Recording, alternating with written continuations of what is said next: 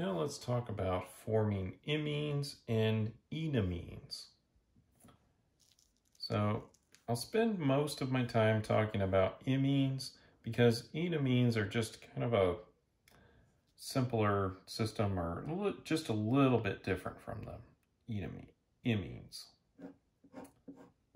So to form these, we'll just start off with our ketone, our polar pi bond here.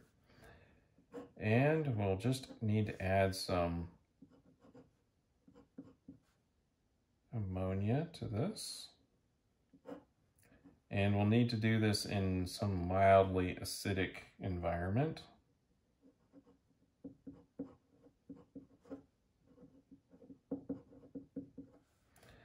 Perhaps something like acetic acid, or just ammonium chloride would probably work really well for this. And we'll just change that oxygen for a nitrogen and make some water. And we have an imine. Now, this reaction also is called the Schiff base reaction, and you might have heard it pronounced that way.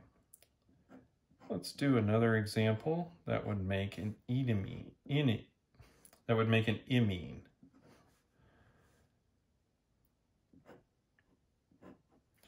Now, we could either use ammonia or we can use a primary amine. And in those cases, we will get an imine. If we use a secondary amine, we'd get an enamine. So here's a primary amine. And again, we'll need our mildly acidic conditions.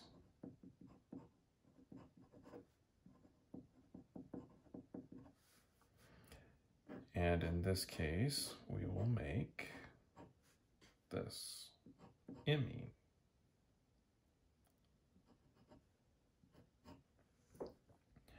And if it's possible to make E and Z isomers, in this case, this molecule is symmetrical, so it wouldn't matter which side I draw the other carbon material on, but in some cases it would be possible to make E and Z isomers, and this reaction will make both. It's not selective. So just kind of keep that in mind if that's something that's important. All right, let's go back to this and let's see if we can go through this mechanism. Gets a little bit involved here, so hang on.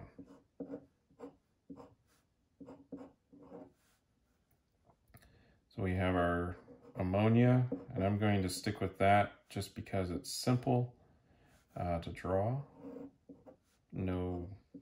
Really no other reason.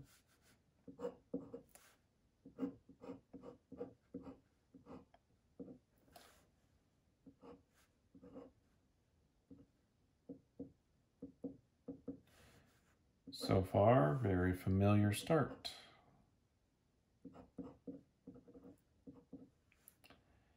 Now, you might be tempted to just have this negative charge try to grab the hydrogen off of the nitrogen, but a lot of times that just won't work. They're not lined up properly, and so it's better just to bring in some other source. And so since this is mildly acidic conditions, we will have some, let's see here, ammonium ion in the solution. So we'll just have we'll have it pick it up from that. And again, this is just because we've got a lot of this floating around in the solution, and it's easier to line it up. It does make the mechanism a little bit longer though, but it's the correct way to do it.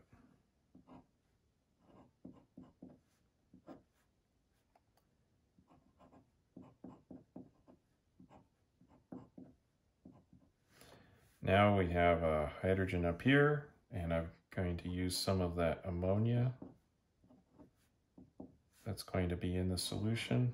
We'll steal that hydrogen, deprotonate that. At that point, we should have this, which is now neutral.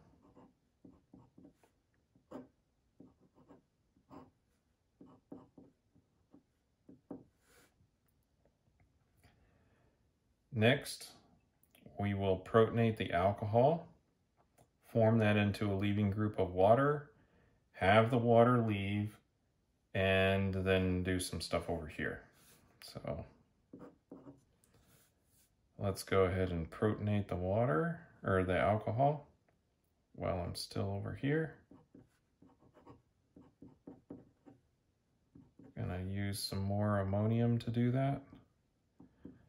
And keep in mind that we are always drawing our arrows from the electrons towards the positive charges.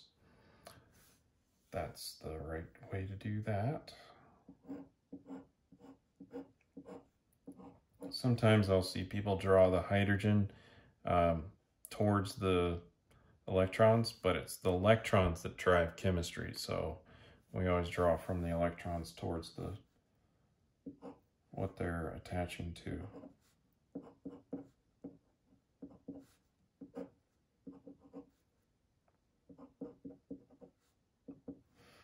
Now at this point we have a good leaving group of water, so we'll have that leave.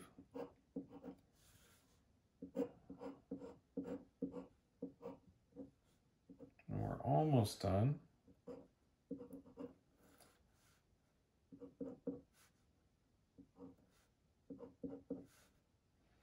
And we've got a plus charge down here on that carbon. So now we'll have to pick off this hydrogen and have it collapse down in. Now, this is resonance stabilized, and we can draw something where, you know, there's a double bond here and the plus charge is up here, but that just makes it a little bit easier for that to form. Because you might ask, well, why would the water just leave? Well, it's being helped a little bit with the resonance stabilization.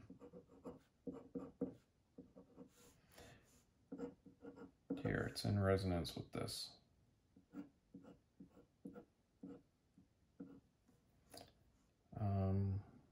I did not leave myself a lot of room there, so I'll just rotate it a little bit here.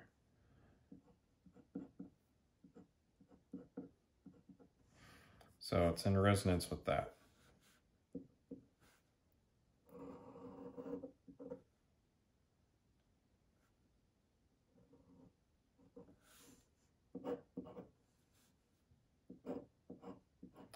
So when we get ammonia to deprotonate there, we'll make our product, which is an imine.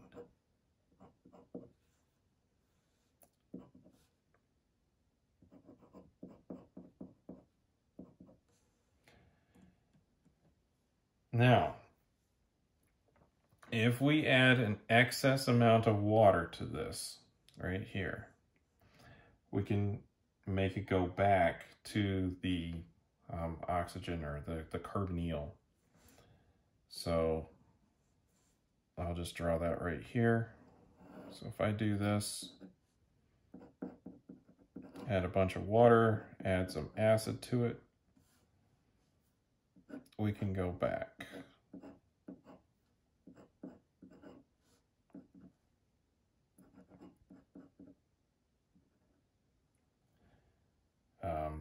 NH3 or NH4, actually this would be NH4Cl because of the HCl in there.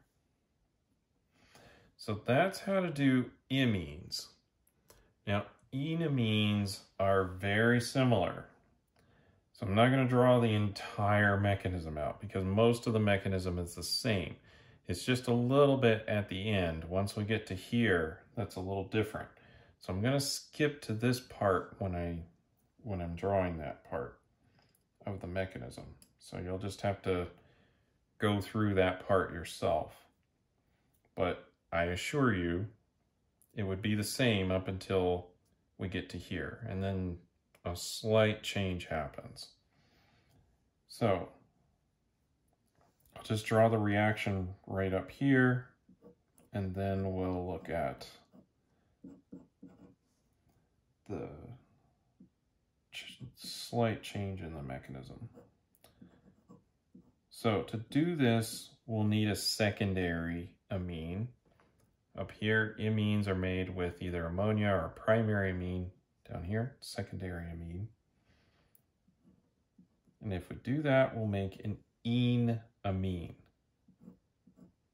As the name suggests, there's a double bond and an amine. Just like this. Enamine. So now the very similar mechanism is just this. Once we get to here, and I'm just going to draw that species right here. So we're going to skip a whole bunch of steps, right? So I've got this right here. Now, it's not really possible to deprotonate, right? This is a carbon-nitrogen bond. That's a completely different reactivity. Up here, we could just take that hydrogen away, and then you form the imine. Down here, we don't have that, but we have a carbocation, so we're going to have to do something with that. And, well, there's a hydrogen right over here, so we're just going to deprotonate it. And, oh, there's a base.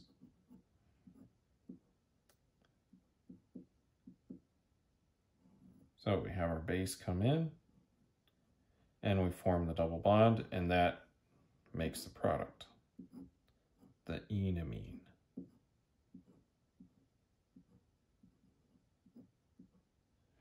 Just like that. All right, so that's about imines and enamines.